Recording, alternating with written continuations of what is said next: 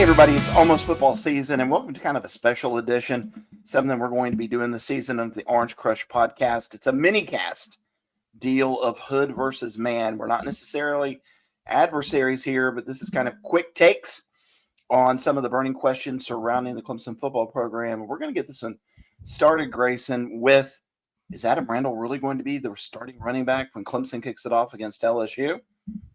And I think my answer is yes. Grayson, your answer, what do you think? I think the first edition of Hood versus Mann, I don't think we're going to be doing a lot of fighting here because I think we have the same opinion when it comes to Randall. I think you and I both have said some pretty good things about him throughout camp and also heard about just as much encouraging items when it comes to just the play, the transition.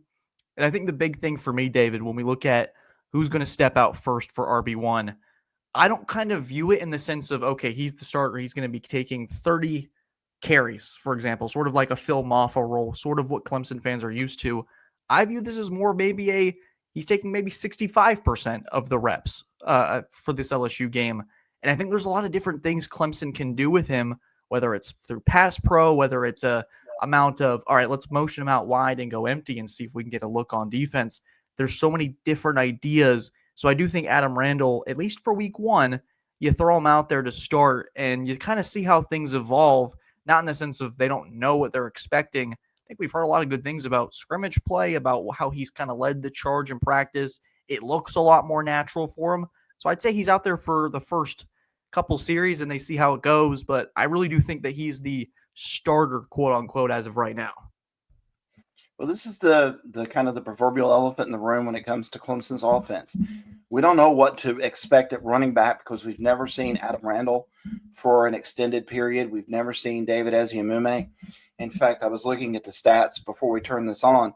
You know, there are right around 100 and something, 110, 11 career carries for every running back on Clemson's roster. And, you know, it's kind of Keith Adams and Jay Haynes with the most of those.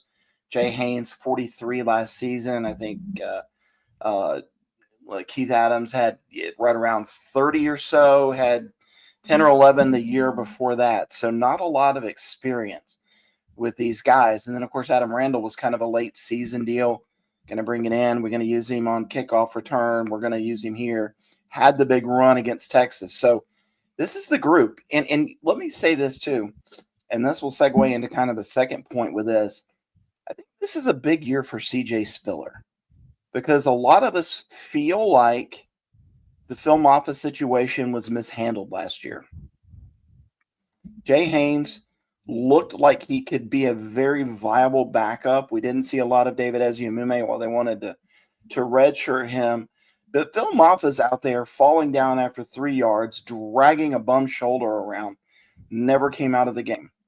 And I think how CJ Spiller handles this situation will be a big determining factor on, you know, kind of things going forward. Yeah, I do think it's a big year as well. It's one of those situations where for the first time in a few years, Clemson hasn't really had an established tailback in the backfield where you can point to and go, yeah, that's a guy we can trust to give the ball 25 times and not really, you don't really stress about it. You're not staying up at night trying to think about the rotation. I do think this is more of a rotational year for Coach Spiller and just how they try to figure things out.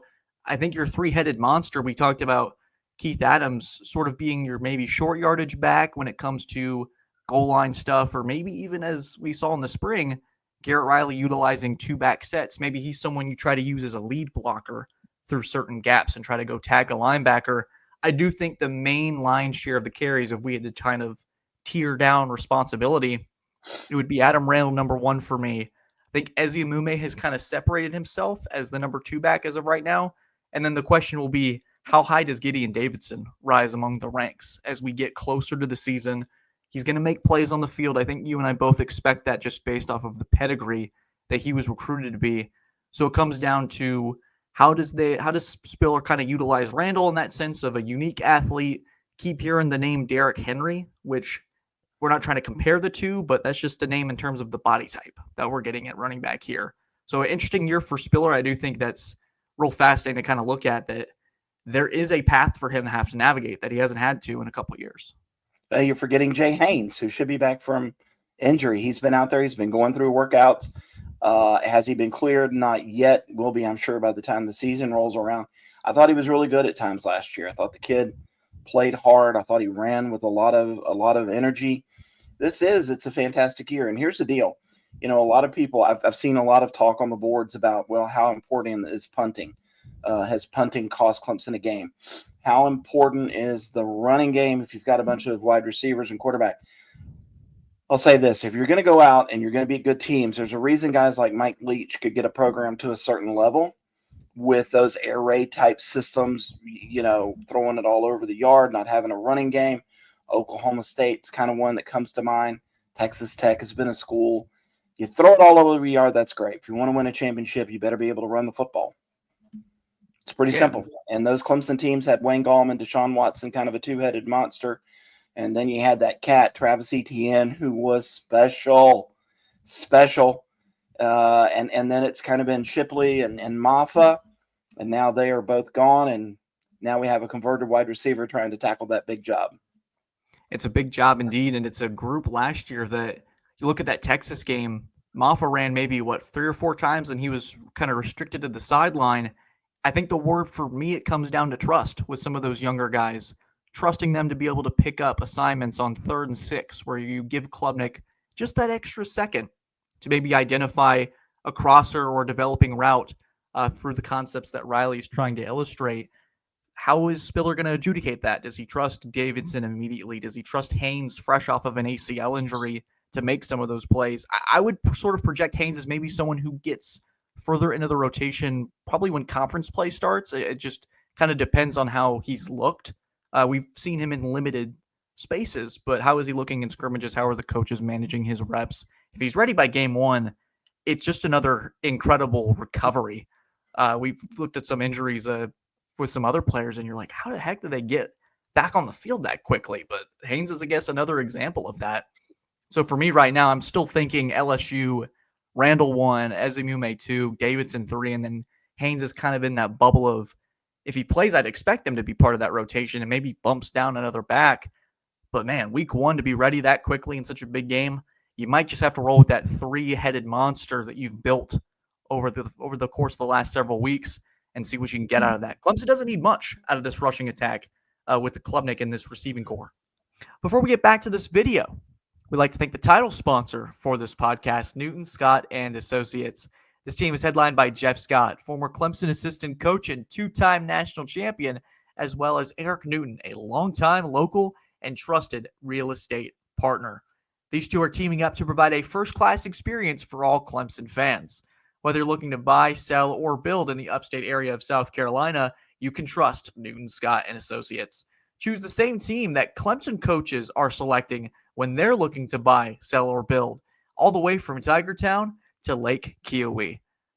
For more information, you can find them at newtonscottsc.com or by calling the number 864-722-9062. That's 864-722-9062. Now, let's get back to the video.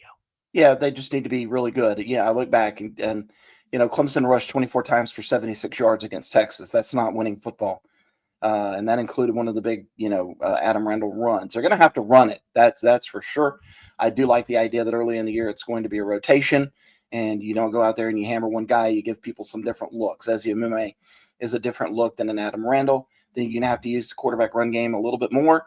But it's going to be fascinating. It's going to be fun to see. We're going to see it all under the lights in a couple of weeks. And I think you and I kind of can look at this, and maybe our next episode about this will be who's going to line up in the secondary for the Tigers.